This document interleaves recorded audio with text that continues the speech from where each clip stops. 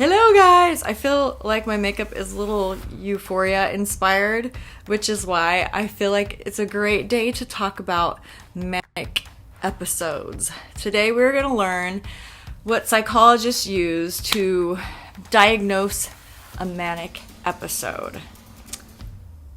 Now, with quarantine and COVID and politics and social media and wars and everything in life, just everything happening, I feel like we've all kind of gotten to a point where we might have manic episodes.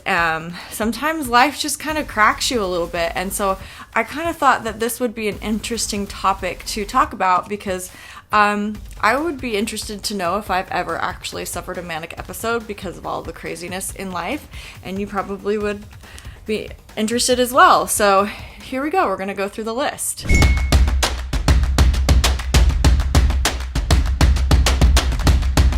Before we do that, though, there are lists and lists and lists of examples of celebrities that have had some sort of manic episode.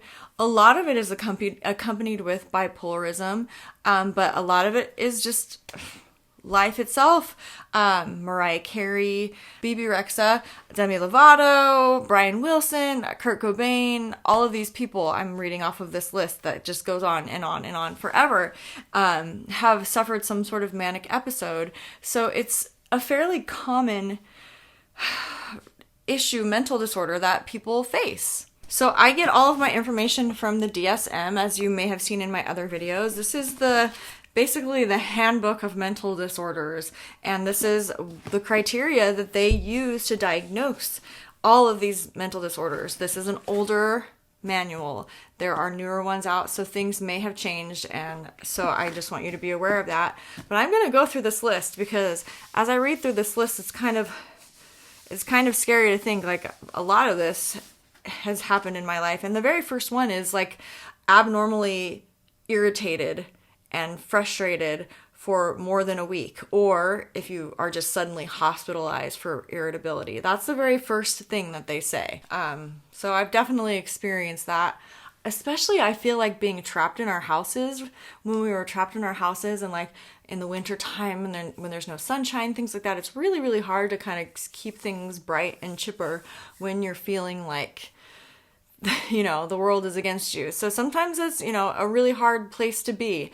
Now, with that week of irritability, they have some symptoms that go along with that. So with the irritability, if three or more of these mood disturbances occur with it, then you're on the track of heading toward a manic episode. So 3 or more, and then it says 4 if the mood is only irritable. So first of all, inflated self-esteem or grandiosity. We've seen that one a lot. I feel like that has come up a lot. Narcissistic disorder. That's a big one that they all start to correlate. It's kind of crazy. Decreased need for sleep. I think sometimes depression can do that for you too. More talkative than usual, or pressure to keep talking.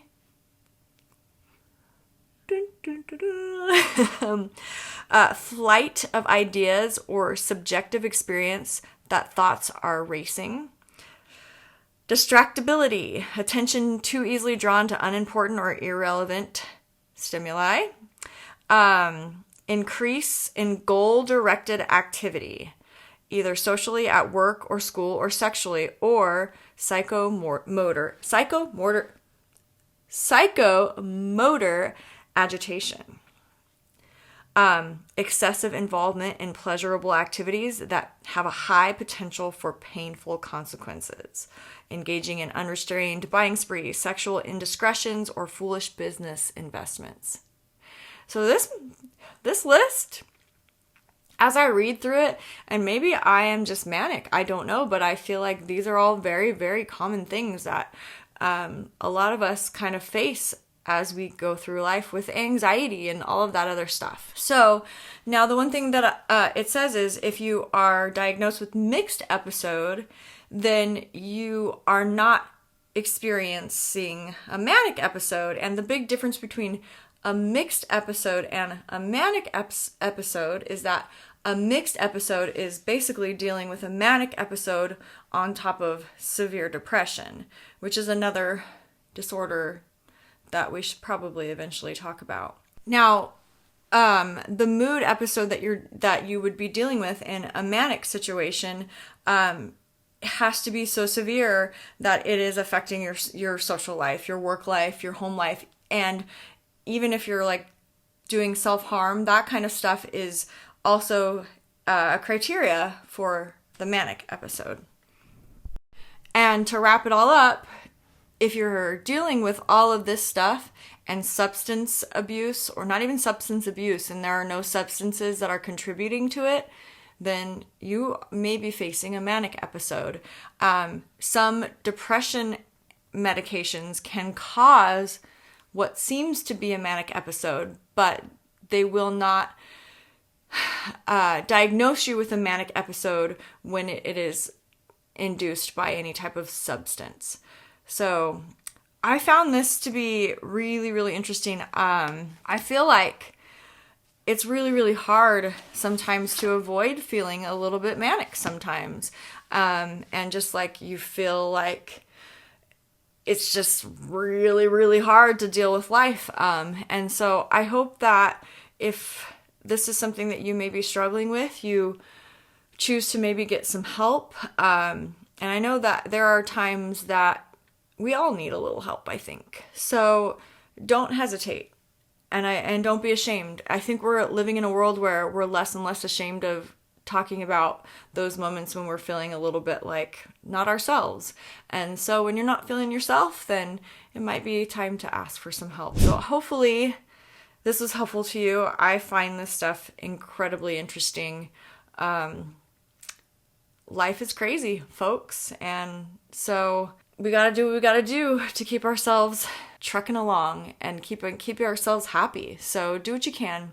Love you guys all so much. Thank you so much for watching my channel. Like, subscribe, comment below if this is helpful to you. If there are other disorders you'd like me to discuss, I'm here for you. I hope you have a good day.